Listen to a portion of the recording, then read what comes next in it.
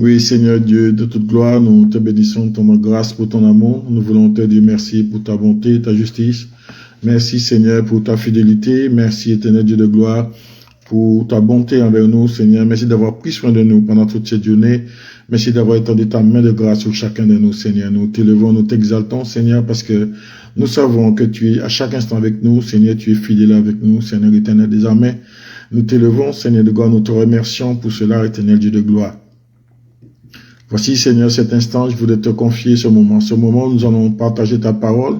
Puisses-tu, Seigneur, étendre ta main de grâce sur nous. Puisses-tu, Père éternel, désormais nous guider, nous diriger. Puisses-tu, Seigneur de gloire, disposer nos cœurs. Que nos cœurs soient disposés, Seigneur, à t'écouter, à écouter ta parole, à recevoir ta parole, Seigneur.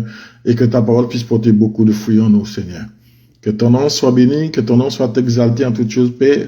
Dans le nom puissant de Jésus-Christ. Amen. Alléluia. Amen. Je vous salue tous dans le nom de notre Seigneur Jésus-Christ, le roi des rois, le seul, l'unique, le véritable, celui qui n'a pas changé, qui ne changera jamais. J'espère que vous avez tous passé une bonne journée. Je te salue, Claudia, sois bénie au nom de Jésus. Et tous ceux qui sont connectés, que Dieu vous garde, qui vous fortifie, qui vous bénisse en toutes choses. Nous allons partager la parole de notre Dieu, cette parole qui nous fait du bien, cette parole qui nous transforme, qui nous renouvelle, cette parole qui nous guérit, qui nous libère au nom de Jésus. Donc nous allons partager la parole du Seigneur sur un verset qui se trouve dans Jean chapitre 6, au verset 68 à 69. Ce verset nous dit: Simon-Pierre lui répondit: Seigneur, à qui irions-nous? Tu as les paroles de la vie éternelle. Et nous avons cru et nous avons connu que tu es le Christ, le Fils du Dieu vivant. Alléluia. Je vais relire cela. Jean 6, 68, Jean chapitre 6, verset 68, 69. Il nous dit: Simon-Pierre lui répondit: Seigneur, à qui irions-nous? Tu as les paroles de la vie éternelle. Et nous avons cru et nous avons connu que tu es le Christ, le Fils du Dieu vivant. Ici, bien-aimés, nous voyons que Pierre répond à Jésus. C'est au moment où, lorsque Jésus a dit: celui qui mangera de ma chair et qui boira de mon sang aura la vie. Et beaucoup de disciples, ils ont dit que cette parole est dure, et beaucoup sont partis, mais les disciples, les 12 disciples sont restés là. Et Jésus leur pose la question: mais et vous voulez pas les suivre? Et vous êtes là, pourquoi vous n'allez pas plus loin?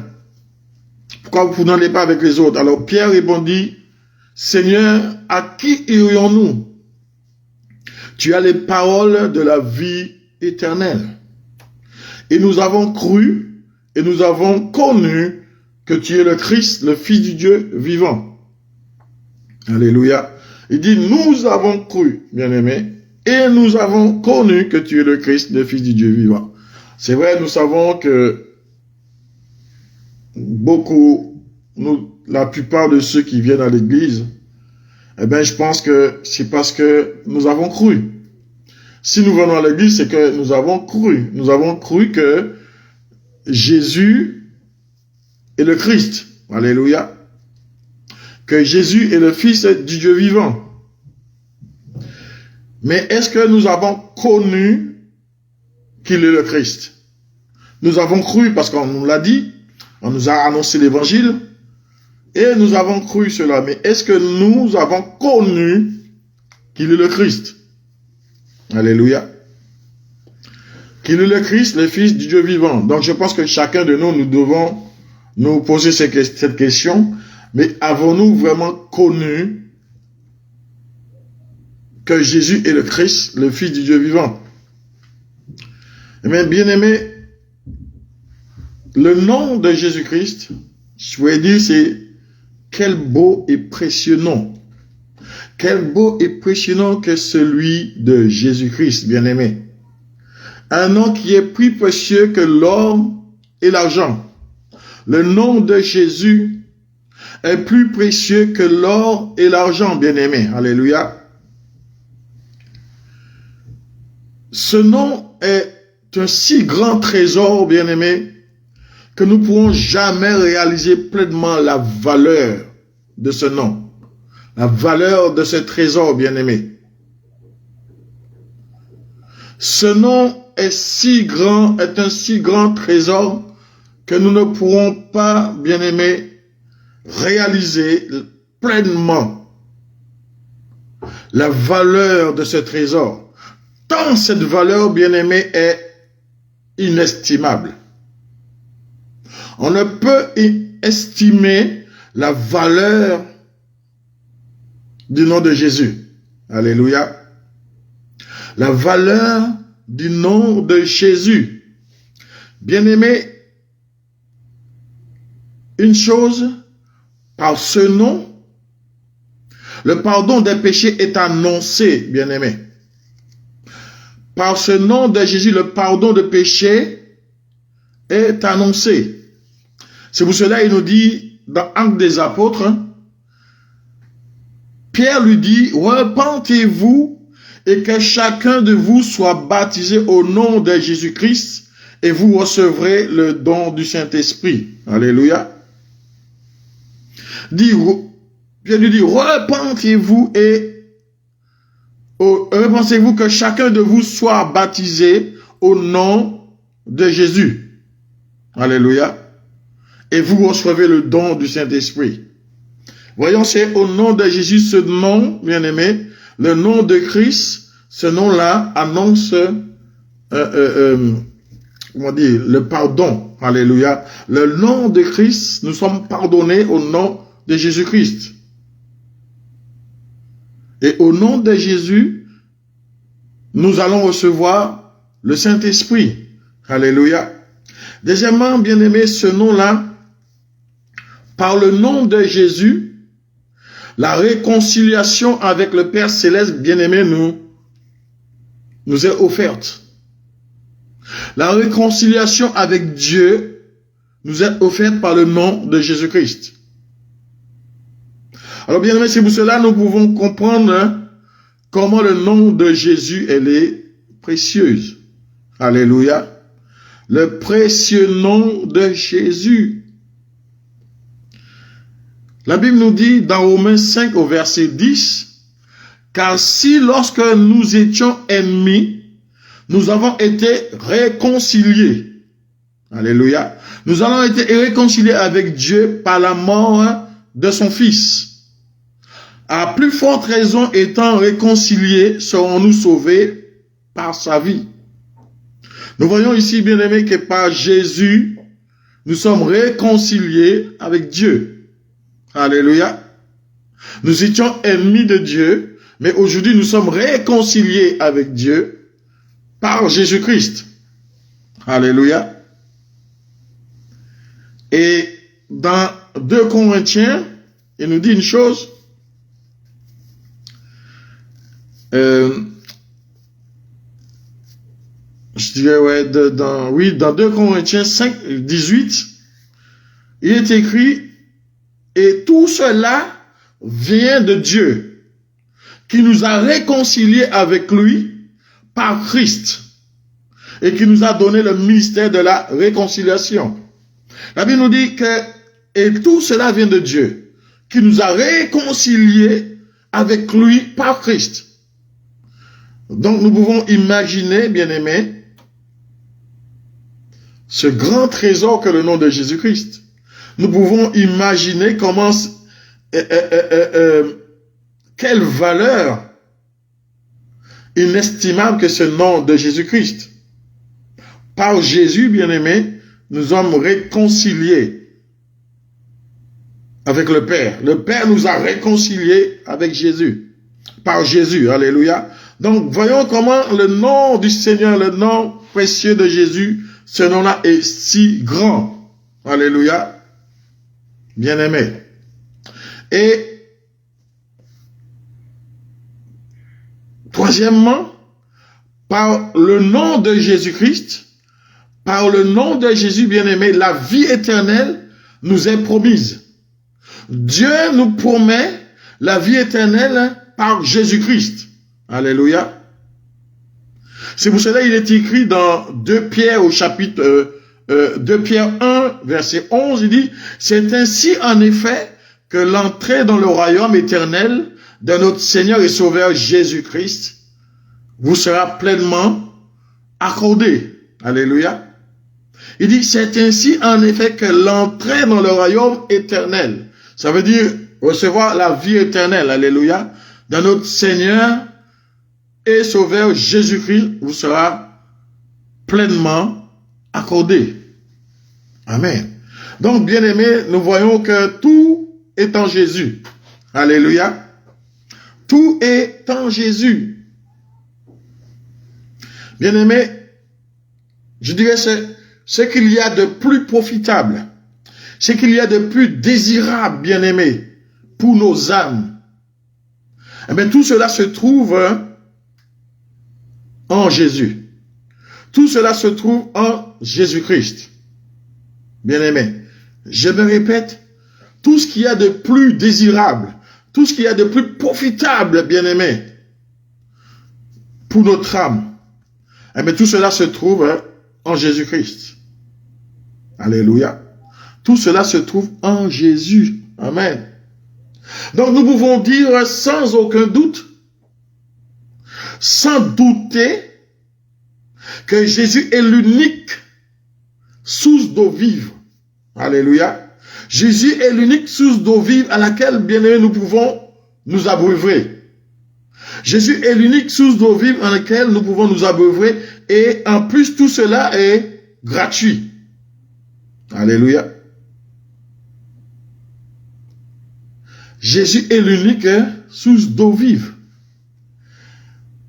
Je ne sais pas si nous connaissons tous ce que le Christ a dit dans Jean chapitre 4, lorsqu'il a rencontré la femme samaritaine. Qu'est-ce qu'il nous dit dans Jean chapitre 4 au verset 10? Il dit, Jésus lui répondit, si tu connaissais le don de Dieu, et qui est celui qui te dit, donne-moi à boire, tu lui aurais toi-même demandé à boire, et il t'aurait donné de l'eau vive. Alléluia. Nous voyons, bien-aimés, ici, que Jésus est la source d'eau vive. C'est en Jésus nous pouvons nous abreuver, bien-aimés, de la source d'eau vive. Alléluia. C'est pour cela la femme a répondu à Jésus, Seigneur, lui dit la femme, tu n'as rien pour puiser et le puits est profond. D'où aurais-tu donc cette eau vive? Es-tu plus grand que notre père Jacob qui nous a donné ce puits et qui en a bu lui-même ainsi que ses fils et ses troupeaux? Alléluia. Et Jésus lui répondit, quiconque boit de cette eau aura encore soif.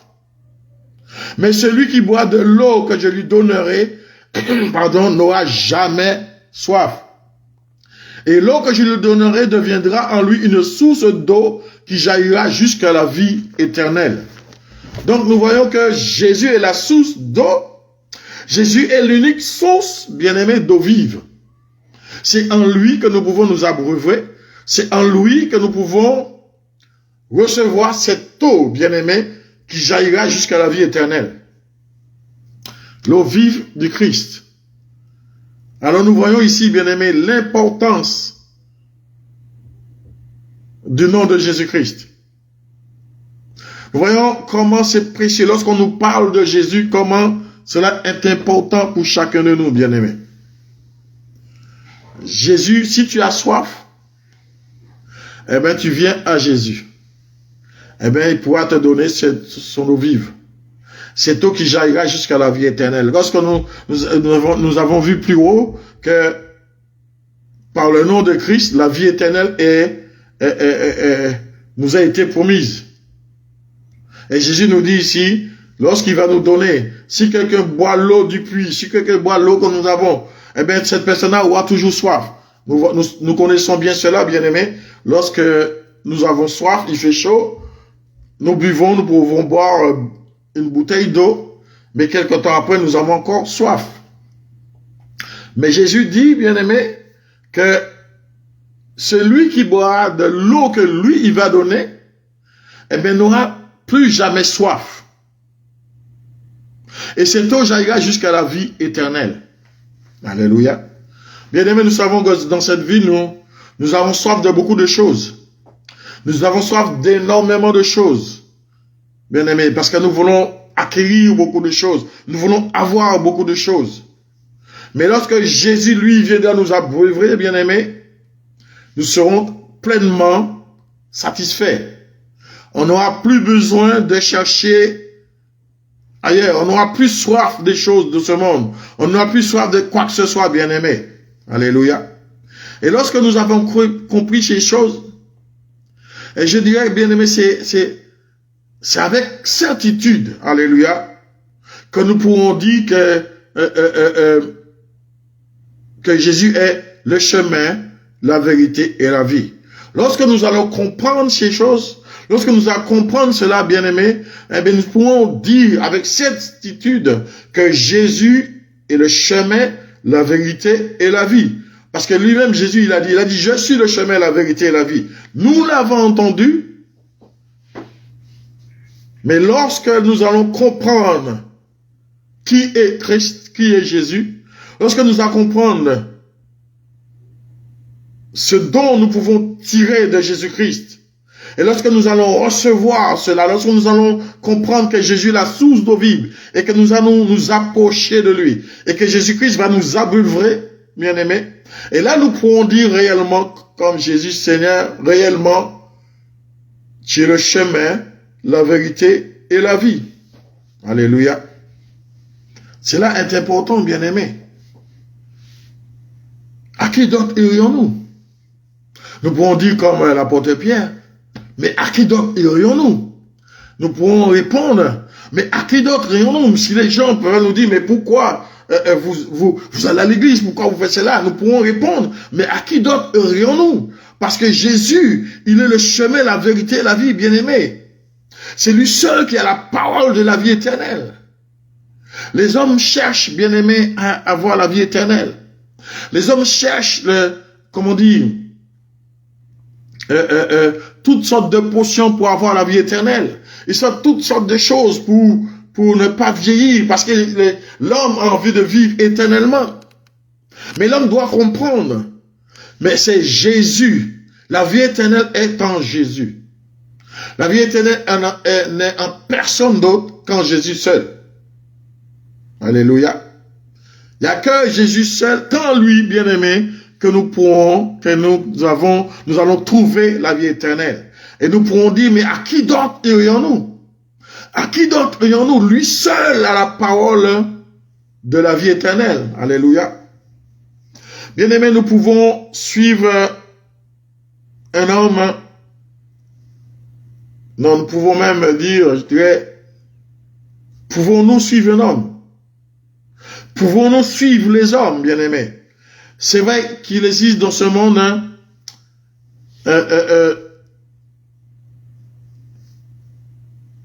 des personnes, des maîtres à penser qui prétendent nous conduire au bonheur, nous conduire à la satisfaction, bien-aimés. Mais ne soyons pas, je dirais, ne soyons pas dupes. Ne nous laissons pas tromper, bien-aimés. Tous ces gens-là qui pensent qu'ils sont capables, c'est eux qui vont nous emmener au bonheur. C'est eux qui vont nous emmener à la plénitude. Eh bien, je peux vous dire ce soir, ce sont tous des menteurs, bien-aimés. Ce sont des aveugles qui conduisent des aveugles. Parce que la vie éternelle est en Jésus seul. La vie éternelle, la plénitude de notre vie ne se trouve qu'en Jésus, mais en personne d'autre. Pas aucun homme ne peut nous donner la vie éternelle. Aucun homme, bien-aimé, ne peut nous donner le bonheur, le vrai bonheur. Pas ce bonheur qui est passager, pas ce bonheur qui est un peu, comme je dirais, qui dépend, ce bonheur qui dépend du bien matériel, ce bonheur qui dépend peut-être d'une personne, mais ce bonheur qu'on ne peut même pas mesurer, qu'on ne peut même pas quantifier, c'est un bonheur ce n'est pas palpable. On le sent, ce bonheur.